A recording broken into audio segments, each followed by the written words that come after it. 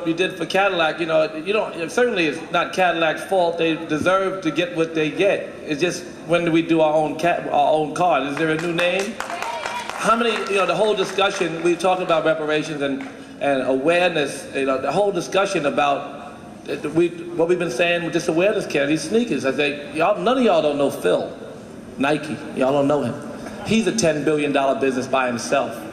He was built by Michael Jordan. They say his wife might sue him for half of his $300 million. Not knocking him, he's the greatest, but that's Puff Daddy money.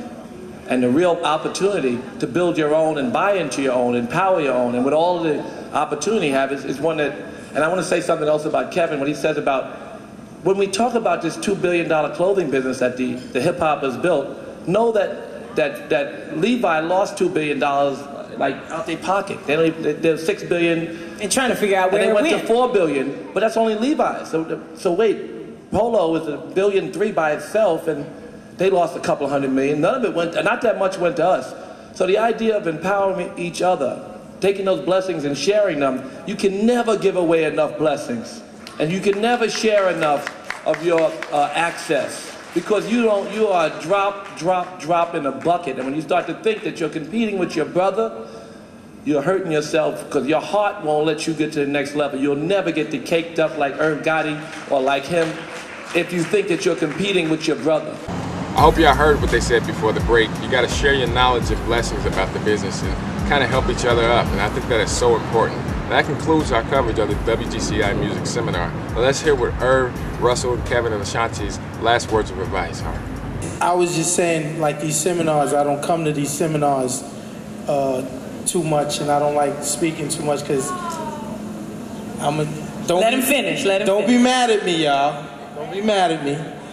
But I think they're a waste of time, because who cares what I say, Russell says, Ashanti says, or Kevin Lance. Okay, that's great. Let him finish. But what I'm saying is, if you want to get on in this game, you don't need none of us up here.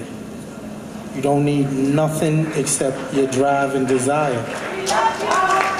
So that's basically what I was saying, is like, if you want to get on, instead of being here wasting your time, listen to us fools talk. Go in the studio and make a hit record.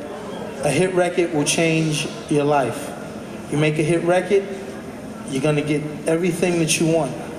You wanna, you're gonna ask us, well, how do you get the right deal, and how can I protect myself in a deal? Make a massive hit record and go, you know what?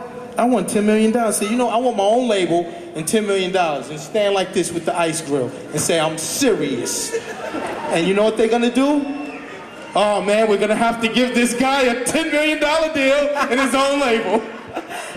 Always, like on the album, always follow your dreams, always pursue what you want to do, what's in your heart, always have that motive, that drive. Don't ever let anyone or anything discourage you. As long as you have your head on straight and your heart is in it, you'll make it. I feel my calling is to allow us to be together and be an inspiration for every intern out there to say, I did it in 9 years and became the president of Def Jam, but it is a possibility. I didn't quit. I didn't know. I'm from Baltimore. I don't know Russell like that. I didn't know his family. I ain't married his cousin or daughter. No, I ain't know nothing. None of that. Didn't even know Irv until he made that record. But what I knew is that I wanted to mean something to our people. And once I got in this position, I didn't want to F up.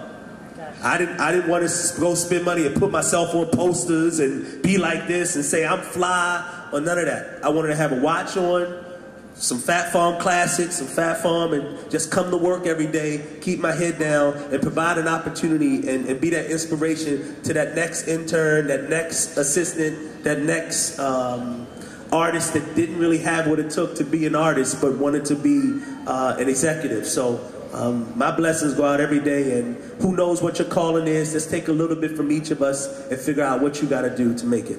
So. You say to have a still mind and put your heart first, or God first, and it makes everything so much easier. What Irv said about the paper, I had so many artists, I've seen as many as any, get real hot, and they start giving them all the stuff they thought they worked for. And once they get it, it's the most depressing thing in the world. When you get that third Rolls Royce and you drive it around the corner and park it, you say, God damn, it's depressing. because it's inside where all the blessings and that's really where it is. Just enjoy the process. Don't count the money. Don't count the success. Don't count in your heart, the blessings you get from doing what you do. Be present and appreciate what you do. And that's the most important advice I can give you, because everything else takes you away from being good at what you do as well. All those anticipations that will definitely let you down at the end of the road. So just, put God first. Well, that's all the time we have for today. Be sure to call us on the Chats hotline and let us know what you'd like to see on the show.